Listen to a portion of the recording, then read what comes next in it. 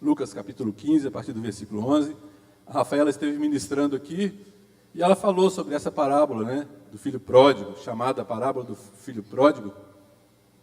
E vou pregar sobre esse texto. Certamente você já leu algumas vezes, também já deve ter ouvido algumas mensagens sobre ele, mas como a gente sabe, a palavra de Deus ela se renova, ela não é um jornal, nem um livro de história apenas. Ela se renova na nossa vida, a cada dia, a cada circunstância que nós vivemos. E hoje é um dia especial, dia que nós comemoramos o Dia dos Pais. Eu acho bem apropriado para a data de hoje. Capítulo 15, versículo 11. Diz assim: Jesus continuou: um homem tinha 2 filhos. O mais novo disse ao seu pai: Pai, quero a minha parte na herança. Assim ele repartiu sua propriedade entre eles. Não muito tempo depois, o filho mais novo reuniu tudo o que tinha e foi para uma região distante.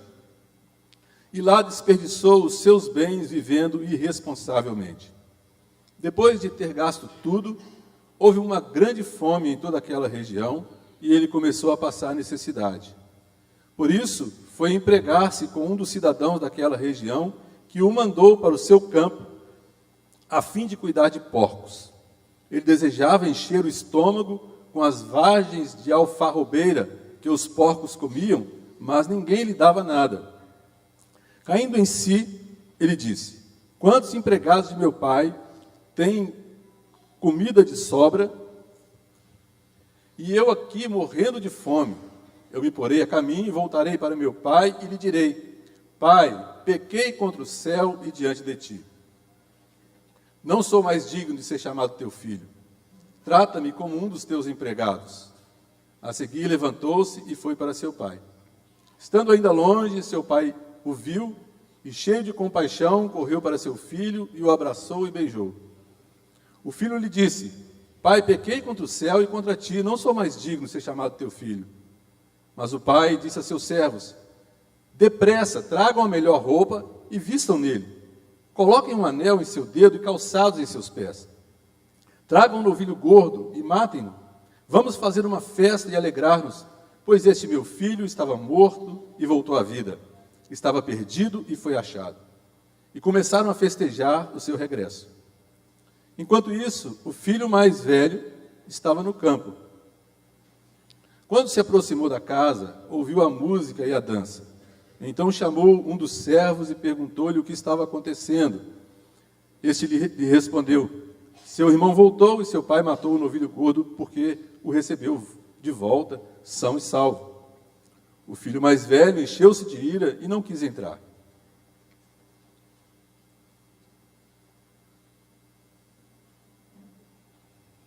Então seu pai saiu e insistiu com ele, mas ele respondeu a seu pai: Olha, todos esses anos tenho trabalhado como um escravo ao teu serviço e nunca desobedeci às tuas ordens.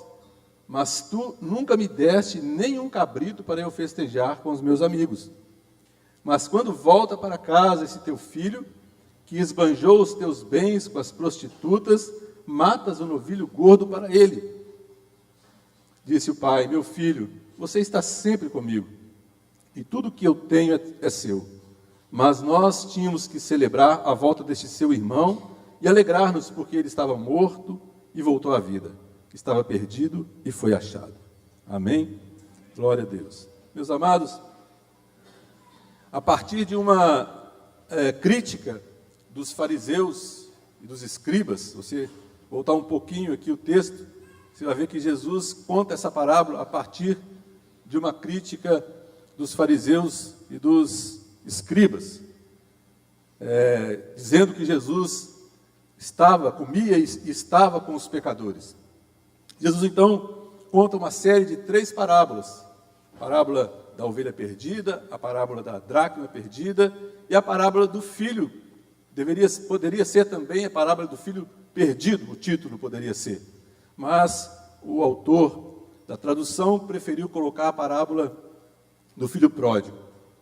Mas o fato é que as 3 parábolas têm algo em comum. As 3 parábolas, elas demonstram que alguma coisa tinha sido perdida E quando foi achada, foi uma grande alegria. Um caso foi um animal, que foi a ovelha perdida, no outro caso foi um dinheiro, né, uma dracma, e nesse caso aqui foi uma pessoa, um ser humano que havia se perdido e que foi achado. E quando essas coisas foram achadas, quando essa pessoa foi achada, aquele animal foi achado, houve uma grande festa que foi dada. Essas 3 parábolas mostram, acima de tudo, o grande amor de Deus por nós, o grande amor de Deus pelos pecadores. E é sobre isso que eu queria falar nesta noite, o grande amor do nosso Pai Celestial por cada um de nós. Vocês ouviram o relato, não vou repetir aqui. Aqui o texto diz que aquele pai tinha 2 filhos, né? E um deles resolveu sair de casa e pediu ao pai a parte que lhe cabia da herança. Quero, antes de começar propriamente, assumir aqui que o pai aqui é Deus, os filhos, né, são os homens pecadores, são aqueles que estão na igreja, e a casa aqui do pai é a casa onde a família de Deus se reúne. Né? Podemos partir desse pressuposto para a gente entender melhor o texto. Então, pensando assim, esse filho mais novo, ele resolveu pedir ao seu pai a parte que lhe cabe da herança. Estudando um pouquinho, eu encontrei que esse pedido de antecipação da herança, né, não era uma coisa muito comum naquela época. E muitas vezes representava ou indicava até que aquele filho estava desejando a morte do próprio pai. Inclusive isso poderia ser punido até com apedrejamento. Esse pedido de antecipação da herança por parte do filho. Mas o fato é que ele pediu ao pai que antecipasse a sua herança, que antecipasse a parte que cabia a ele dos bens da família, no caso, dos bens do pai. E interessante que esse filho estava ali, no aconchego da sua casa, com o seu pai ao lado, sempre cuidando, sustentando, dando a provisão necessária, dando o carinho necessário para que ele vivesse. E também quero salientar que na casa onde ele estava também, porque, como nós vimos, ele estava na casa, ele tinha pelo menos um irmão, como diz o texto, e ali ele tinha o suprimento necessário. Eu quero fazer um parênteses aqui, só para chamar a atenção da necessidade que nós temos de estar na casa de Deus, na casa do Pai. Porque hoje há um movimento espalhado pelo meio evangélico, dizendo que nós não precisamos estar na igreja, que nós podemos estar em qualquer lugar, que nós não precisamos estar ter uma instituição reconhecida, formalizada, para nós nos reunirmos. Então eu quero chamar a atenção por isso, porque esse filho estava ali na casa do pai, e ali ele era tratado. Ele era tratado tanto com carinho pelo pai, né, cuidado, como também era provocado por aquele irmãozinho dele lá, né, que nós vamos ver no final que não era tão bonzinho assim como a gente pensa. Isso também faz parte do plano de Deus, de estar na igreja com aqueles que fazem oposição a nós, aqueles que não gostam do nosso jeito de ser, que não gostam da nossa personalidade, que não gostam da nossa modo de agir, de falar. Tem os malas também, não tem? Toda igreja tem os malas sem alça, os malas com alça, não tem? Toda igreja tem. Mas é plano de Deus isso. Eu quero lembrar os irmãos que isso não surgiu agora. Desde a época quando começou a igreja, o apóstolo Paulo já organizava a igreja, já estabelecia diáconos, presbíteros, já tinha a organização da igreja. Então não é uma invenção de hoje, né? E não é uma coisa antibíblica, muito pelo contrário, é uma coisa bíblica a organização da igreja. O fato de sermos organizados, termos uma instituição, sermos registrados, isso é plano de Deus para a igreja. Então não entre nessa onda de que nós não precisamos de uma igreja, de que a igreja está corrompida. Ora, se a igreja está corrompida, se você sair, você que não é corrompido, vai piorar mais ainda. Fique ali, dê o seu testemunho e faça a sua parte. Nós jamais teremos uma igreja perfeita aqui neste mundo. Jamais teremos um lugar onde todos sejam perfeitos. Aliás, sempre teremos um lugar onde ninguém será perfeito. Esta é que é a grande realidade. Então aqui é o seu lugar. Na casa do Pai é o seu lugar. Esse jovem resolveu sair. Pediu a parte que lhe cabia da herança e foi embora. Foi uma escolha muito infeliz dele, porque ele perdeu toda aquela proteção. Ele perdeu aquele treinamento que ele tinha com aquele irmão que tinha uma rixa com ele, que fazia parte também, né, que é bom para o nosso crescimento. Quando alguém nos provoca para a gente crescer espiritualmente. É assim no casamento também. Quando nos casamos, quando estamos nos conhecendo, temos as nossas diferenças. É plano de Deus. Mas ele resolveu sair. E o pai, respeitando a sua vontade, o pai não precisava fazer isso, né? Mas aqui nos chama também a atenção o fato de o pai ter atendido ao pedido dele. Isso mostra que nós temos liberdade de escolha, nós temos livre-arbítrio para estar onde nós quisermos, né? Mas temos que saber que vamos assumir as consequências dessas nossas escolhas. E esse filho foi e gastou aqueles bens, aquele dinheiro que ele arrecadou com os bens que ele certamente vendeu, gastou de forma dissoluta, de forma irresponsável, diz a minha tradução, e ele chegou no fundo do poço, chegou na pior situação que um judeu poderia chegar, a ponto dele ir ter que cuidar dos porcos. Isso para um judeu era uma coisa terrível. Os porcos eram tidos pelos judeus como animais impuros. Isso não era um trabalho para um judeu fazer, mas ele não tinha opção. Ele foi até cuidar dos porcos. E diz o texto que ele queria até comer a comida dos porcos. E nem isso lhe era dado. Então, meus irmãos, assim acontece com aqueles que se afastam da casa do Pai. Aqueles que se afastam da casa do Pai. No início pode ser uma maravilha. Vou curtir, vou aproveitar o que o mundo tem para me oferecer. Mas o fundo do poço vai chegar um dia. Pode ser que não chegue o fundo do poço, materialmente falando. Pode ser até que você tenha muito dinheiro, se afastando da presença do Pai. Mas o fundo do poço, da falta de Deus na sua vida, da falta de vida espiritual, vai chegar. Não se iluda. Não se iluda. Não há vida lá fora. Não há vida fora da casa do Pai. Não há vida fora da presença do Pai. Há um existir, um se mover, um trabalhar, mas vida verdadeira, vida espiritual, vida abundante, só há na presença do Pai. E esse jovem aprendeu com muito sofrimento essa lição. Mas, felizmente, ele depois tomou uma decisão certa.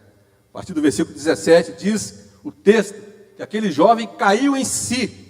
É interessante esse texto, né? Caiu em si. Sabe, irmãos, às vezes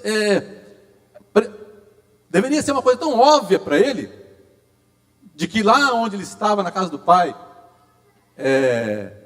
era muito melhor, mas ele viveu um tempo, parece que sem lembrar disso, até o momento em que ele caiu em si. E é assim que acontece conosco, quando nós nos afastamos da casa do Pai. Nós vamos indo, perdemos o relacionamento com o Pai, não falamos com Ele mais, não ouvimos Sua voz mais através da Sua palavra, e vamos nos afastando. Esse jovem aqui aprendeu da pior maneira, sofreu muito, mas muitas vezes nós vamos nos afastando sem perceber. Vamos nos afastando da presença do Pai, vamos saindo da casa do Pai aos poucos. Vamos saindo e não percebemos o perigo que estamos correndo, até que nós caímos em nós mesmos, até que cai a ficha, vamos dizer assim. E caiu a ficha para esse jovem. Ele disse: o que eu fui fazer? O que eu fiz da minha vida? Lá na casa do meu pai, os empregados têm comida abundante, tem tudo que eles precisam. que eu fui fazer da minha vida e sair de lá? Onde eu estava com a cabeça? É isso que acontece, é o que eles se afastam da casa do pai. Onde eu estava com a cabeça? Não devia nunca ter saído de lá. Já sei, vou voltar para lá. O texto diz que ele se arrependeu, versículo 17, diz assim, ainda em si ele disse, quantos empregados de meu pai têm comida de sobra, eu aqui morrendo de fome? Eu me porei a caminho, voltarei para meu pai e lhe direi, pai, pequei contra o céu e contra ti, não sou digno de ser chamado teu filho. Isso mostra o arrependimento dele, mostra que ele se colocou no seu lugar devido, de alguém dependente, que necessita, que carece de Deus, carece do pai, aqui na parábola. Ele se colocou nessa situação e se humilhou, como diz o versículo 19, não sou mais digno de ser chamado teu filho, trata-me como um dos teus empregados. Já está bom demais se eu me tratar como um dos teus empregados, eu não mereço o teu acolhimento, eu não mereço o teu amor, eu não mereço ser recebido por ti como pai, como filho. Ele se arrependeu e confessou o seu pecado. O versículo 21 diz assim, o filho disse, pai, pequei contra o céu e contra ti, não sou digno de ser chamado teu filho. Então ele confessou o seu pecado, mas muitos param por aqui, se arrependem, confessam o seu pecado e param por aqui. Que talvez esse tipo de arrependimento não seja verdadeiro, mas muitos param por aqui. Mas o verdadeiro arrependimento significa ação, significa agir a partir desse arrependimento. Certa vez, João Batista estava pregando, isso está relatado em Mateus capítulo 3, e os fariseus e escribas, que são famosos pela sua hipocrisia, eles foram lá, não para ser batizados por Jesus, mas para ver, pode ler o texto, lá não fala que eles foram ser batizados, foram lá para ver Jesus, para ver o que estava acontecendo, provavelmente para ter alguma coisa para falar contra, para pegar Jesus em alguma situação. Eles foram lá para ver, e João Batista disse para eles, raça de víboras, quem vos induziu a fugir da ira vindoura? Produzir antes frutos dignos de arrependimento, frutos que mostram arrependimento. E qual é o fruto que mostra o arrependimento? Não é simplesmente pedir perdão, é agir a partir daí, é fazer o que for necessário para consertar o que está errado. Nicodemos, quando se encontrou com Jesus estava na casa dele e disse, Senhor, resolvo dar aos pobres a metade dos meus bens, e se em alguma coisa tem defraudado alguém, eu restituo 4 vezes mais. Isso sim é arrependimento verdadeiro. Isso sim é reconhecer o seu pecado. Fazer contrário daquilo que estava fazendo. E esse jovem fez isso. Ele disse, já sei, vou voltar, e em versículo 20 diz, a primeira parte, a seguir, levantou-se e foi para seu pai. Levantou-se e foi, não adianta dizer que vai, que fez, que arrependeu, se não toma atitude. Ele foi e voltou para o seu pai. Você precisa voltar para o pai. Você diz, estou arrependido, mas você precisa voltar para o pai. Toma uma atitude concreta.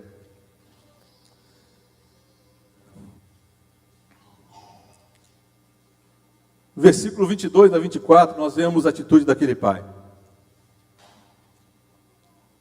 Como a Rafaela falou aqui, aquele filho, e diz o texto, aquele filho vinha longe ainda. E o pai já estava ali, quando viu ele de longe, correu, o abraçou e o beijou. Isso não era também muito comum naquela sociedade, naquela época. O patriarca, como que se humilhando, e correr atrás de um filho que o desprezou. Mas o nosso pai é assim. O nosso pai é um Deus de amor. Nosso pai é um Deus de misericórdia, é um Deus que nos recebe da maneira que nós estamos. O que é necessário é o arrependimento sincero e a atitude concreta para se voltar para o seu pai. Não importa o que ele tenha feito, não importa o que aquele jovem fez, ele gastou tudo irresponsavelmente, diz o texto. Ele desprezou o cuidado do seu pai, desprezou a proteção da casa onde ele morava, do seio familiar, e tudo que esse ambiente familiar proporciona. Ele desprezou tudo. Mas o pai estava ali pronto a perdoar. Há um texto que diz, Jesus disse, aquele que vem a mim, de modo nenhum o lançarei fora. De modo nenhum o lançarei fora.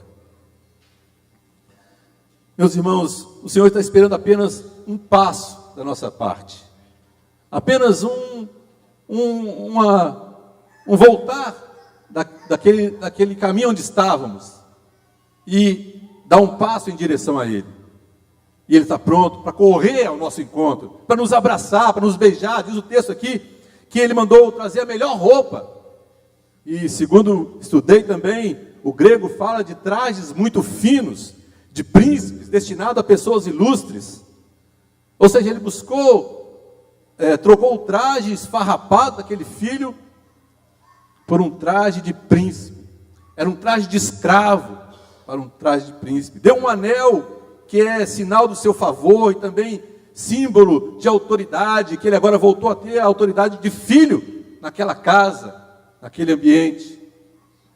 Mandou colocar sandálias nos seus pés, os escravos só que andavam descalços. Aquele jovem se tornou um escravo por causa da sua rebelião, mas Deus mandou colocar novamente nos seus pés sandálias, dizendo: você é recebido como filho amado. E mandou matar o novilho gordo, que era reservado para ocasiões especiais. Mandou matar o novilho gordo.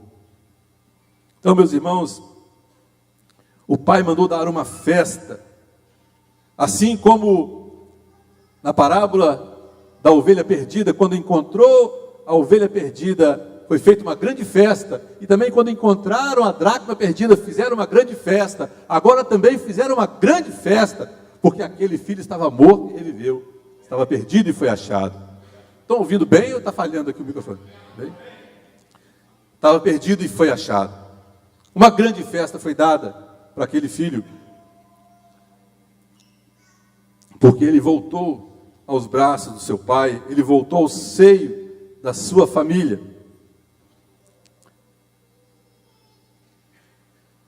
Mas nós temos aqui a atitude do outro filho, que eu quero também chamar a atenção dos irmãos.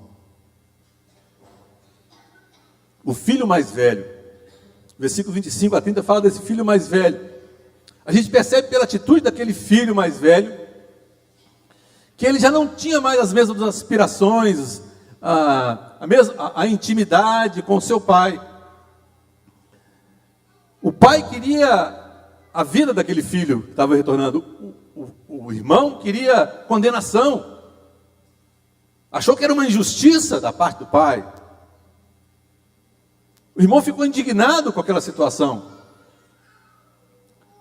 Notem que há uma postura bem diferente desse irmão em relação ao pai. Isso mostra que não havia sintonia entre esse filho e esse pai. E nós percebemos isso pela maneira como ele se dirige ao seu pai. Ele não chama aquele pai de pai. Olha o versículo, como diz aqui o versículo 29. O versículo 29 diz assim: mas ele respondeu ao seu pai, olha, não falou pai, respondeu ao seu pai, olha, todos esses anos tenho trabalhado como escravo a teu serviço, nunca desobedeci as tuas ordens, mas tu nunca deste um ouvido, tal. Versículo 30, mas quando volta para casa esse teu filho, também não chama o irmão de irmão. Isso mostra uma atitude egoísta, de alguém que está pensando só em si, que não sofre, que não percebe a dor daquele que passou por tantas dificuldades. Enquanto o pai via a recuperação daquele filho, o irmão via uma injustiça. Ele põe para fora toda a raiva acumulada no seu coração. Enquanto o pai se alegrava, ele se entristecia. Enquanto o pai perdoava, ele condenava. Ele se considerava superior ao seu irmão. Ele diz assim: eu nunca desobedeci uma ordem tua. Sabe, ele trata o pai como se fosse um senhor, assim, um patrão, não como um pai. não como um pai amoroso. Nunca me deste um novilho, um cabrito. O cabrito era bem mais barato do que um novilho. Nunca me deste um cabrito sequer para me alegrar com meus filhos. O pai disse: meu filho, tudo que eu tenho é seu. Se você não teve um cabrito, é porque você não pediu. Está à sua disposição. Sabe, meus amados, muitas vezes estamos assim, na casa do pai, como esse filho amargo, que eu chamaria. Esse filho que está fazendo tudo por obrigação, que considera um peso estar na casa do pai, que não tem intimidade com o pai, está dentro da casa, mas não tem intimidade com o pai. Muitos de nós estamos assim, estamos dentro da casa do pai, mas não temos intimidade, não chamamos ele de pai, não temos esse carinho, não sentimos esse amor, não sentimos esse abraço de Deus. Na verdade, esse filho aqui, ele estava tão longe do pai quanto o outro filho que estava longe fisicamente. Tanto um quanto o outro estavam longe do seu pai. Um fisicamente também, o outro não fisicamente, mas emocionalmente, vamos dizer assim. E eu diria espiritualmente longe do pai. Agora nos aplicando isso a nós hoje, como igreja. Qual o seu nível de intimidade com o pai? Quantas vezes você fala com o pai por dia, ou por semana, ou quantas vezes você ouve a sua voz, você consulta a sua palavra? Sabe, meus irmãos, se a gente não tem essa intimidade com Deus, com o nosso pai, nós vamos ficar como esse filho amargo, cheio de ira, cheio de condenação, cheio de justiça própria, porque não vamos enxergar o nosso pecado, vamos achar que somos os melhores. Eu sempre trabalhei para o Senhor, eu nunca desobedeci uma ordem tua.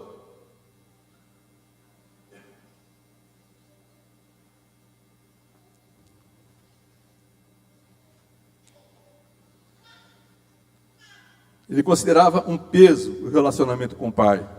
A impressão é que estar na casa do pai era um peso. Parece que fazia tudo por obrigação. Ele agia como um escravo amargurado e não como um filho.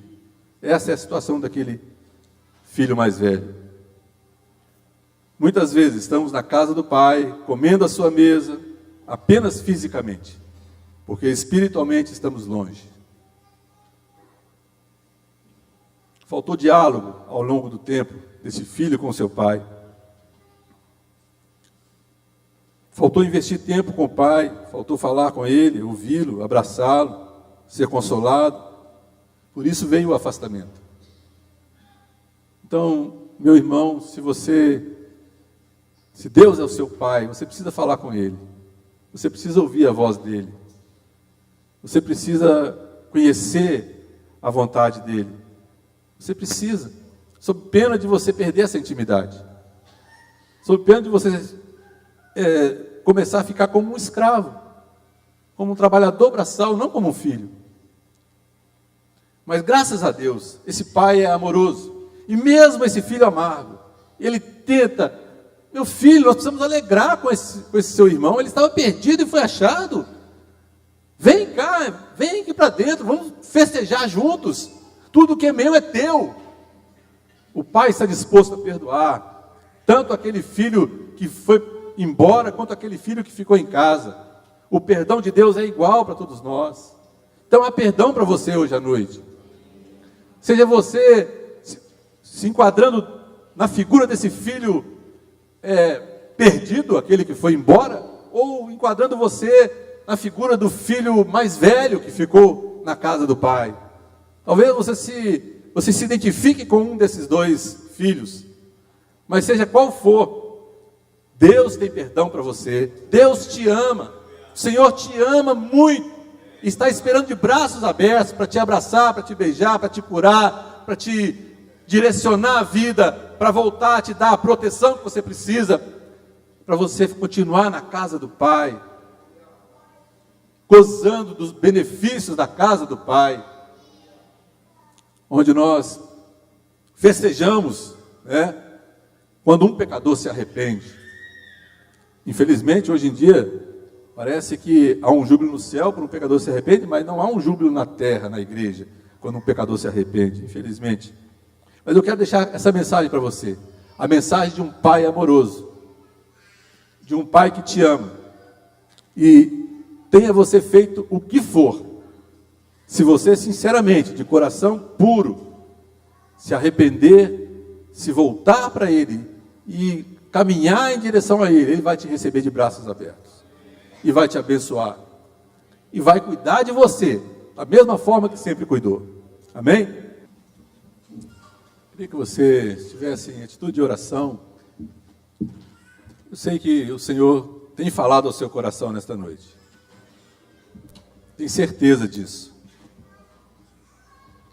Não endureça o seu coração. É hora de voltar-se para o Pai. É hora de sentir o abraço dEle, o cuidado dEle, o amor dEle. É momento de você se reconciliar com seu Deus. Se reconciliar com seu Pai. E Ele está pronto nesta noite. Está de braços abertos para te receber. Quero convidar você, que se sentiu tocado, vir até aqui no altar do Senhor. Quero orar por você. Vem até aqui. Seja você pai ou não. Glória a Deus. Aleluia, Jesus. Glória a Deus.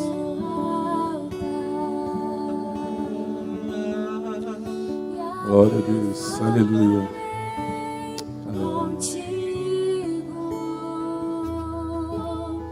Com meu amor te envolverei.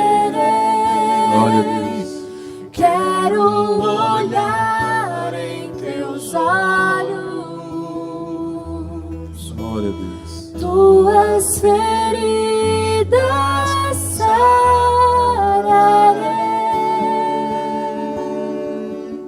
Quero orar por esses irmãos aqui. Eu quero pedir a liderança, ou os irmãos que ficaram, chegar aqui e orar por essas pessoas também junto, abraçar essas pessoas. E que elas possam, através do seu abraço, sentir o abraço de Deus, recebendo. Você demonstra o seu amor por ela também. Seja aqui, estenda a sua mão para cá, vem cá.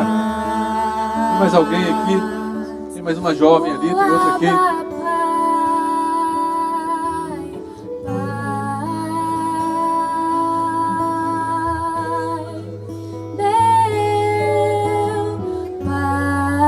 Glória a Deus.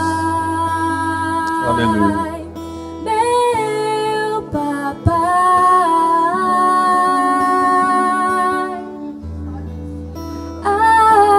papai. Mais uma senhora aqui, irmã. Alguém pode orar por ela, por favor. Meu pai, pai,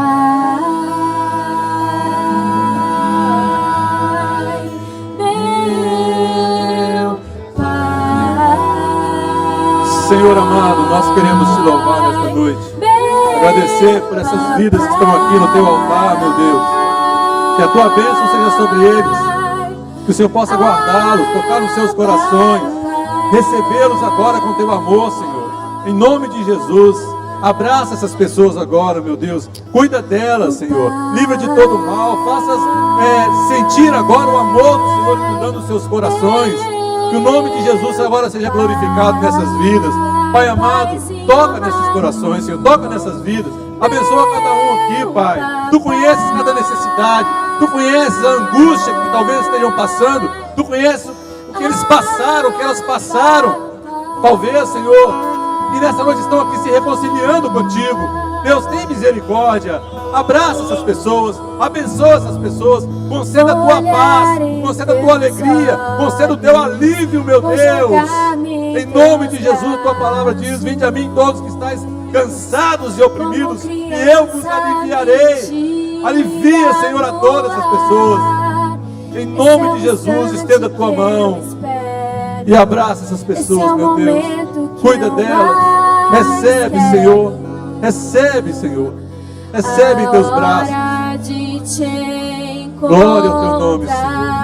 Em nome de Jesus. Em nome de Jesus. Glória a Deus. Glória a Deus. Aleluia.